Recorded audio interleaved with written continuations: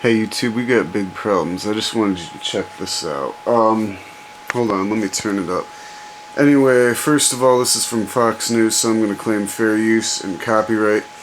And as you may know, we've had 4 huge X-class solar flares, and on the scale of solar flares, X is the largest, and we've never had 4 of them right in a row. Check this out now. Active region of the sun, that region now sending blasts of energy toward Earth, resulting in a solar storm. Electrical risks from these are well known, like your cell phone not working, the GPS unable to give you directions, or losing power completely. Earlier I talked to Dr. Simon Atkins, a climate risk scientist with Advanced Forecasting Corporation, about a lesser known connection between solar activity and our planet. We have a major solar storm. That is, there's different classes of solar flares. And never in recorded history have we had 4 X-class, the highest class solar flares, come within several days. And what this is you get a lot of radiation, you get a lot of plasma energy from coronal mass ejections, and this ripples through the atmosphere and causes tectonic plate shifts and the possibility of a tsunami. So you're saying that because of the increased solar activity, that's correlated to the increased earthquake activity in the Northeast, correct? That is correct. Obviously, we started realizing last year even that there was a heightened risk of a tsunami in the North Atlantic, and we knew this because we can actually, through proprietary equations, track the solar sunspots and then forecast the energy out when it's going to hit the planet in certain periods of time. And the key threat period is May 20th through June 5th. Earlier you saw Sarah Robleski talking to John Ebel about... Alright, that's all I'm going to take of that. Anyway, let me just get this real quick. That map right there is where them 2 8.0s... Sorry, there's some glare. But that ripped up that plate down there in Sumatra and India and China and all that. And that's where I think it's the next big one's going to happen. But anyway, check out the map from this. This is unreal. Anyway, I wanted you all to see this. This article here, I can't quite read it because it's so long ago. I knew I should have found the date on it.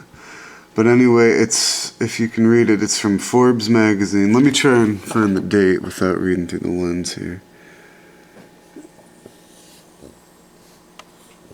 Something 20th, maybe February 20th. And as you can see, sun grazing comets as triggers for electromagnetic Armageddon.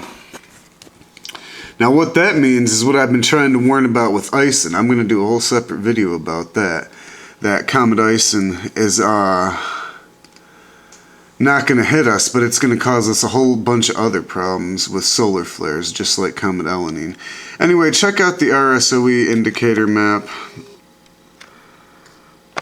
This thing, let me turn it right. Now look at all the activity we got going on. These solar flares have impacted us. The coronal mass ejection has gotten here already. And look at all the volcanoes that have been going off. We got one here in Hawaii. Volcano activity report. Volcano activity report. Pagan. That's 2. Here's one up here in Alaska. Another one. We just had 2 erupt in the Philippines. Let's go find that one in a second. As well as, I forget, I think it was somewhere by Japan. Alright, that must have been the Filipino one. Look at all these volcanoes going off. That's what, 7 already? 8, 9, 10. Look at all the earthquake swarms everywhere. What's also concerning is what I initially thought is, because remember the first Fukushima quake in Japan over here on 3/11/11 was a 9.0, and then in 2010 we had the Christchurch one down, I'm not so good with geography. Where was that? Chile. So Chile one was over in South America, and then it jumped over to Christchurch, New Zealand.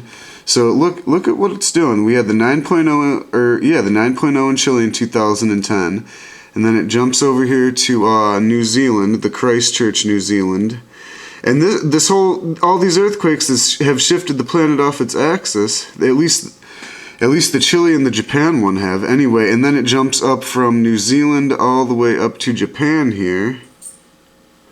Around here is where Fukushima was.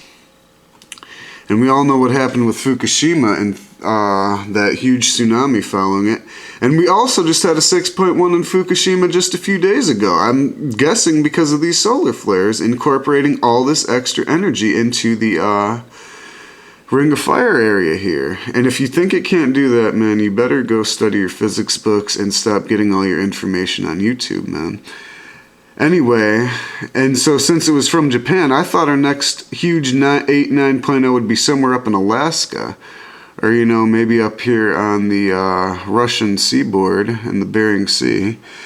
But it looks like we're getting all these swarms in Alaska and California, which is definitely a sign of tectonic plate pressure buildup. And we've got a plate pushing right against the coast of California here. And when it pulls apart, it's going to pull like, I don't know, a good chunk of that coast back into the ocean there.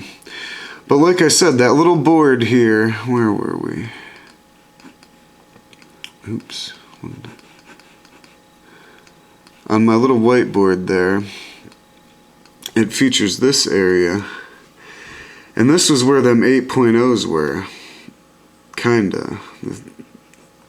Yeah, it's somewhere like right around here. And it ripped 4 different tectonic plates. So that's why they think there's going to be...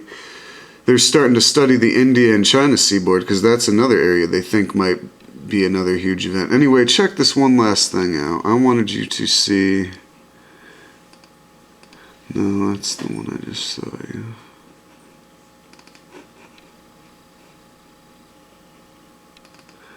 Look at all these warnings for huge solar flares.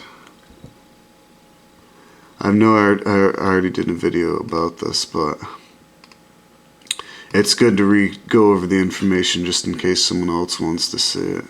And like I said, the first one I showed you about the comet triggering electromagnetic Armageddon, I think that's the best chance. That's why they put it in Forbes, because they know that's what the rich people read, and when they read that, then they'll start funding whatever it is NASA needs.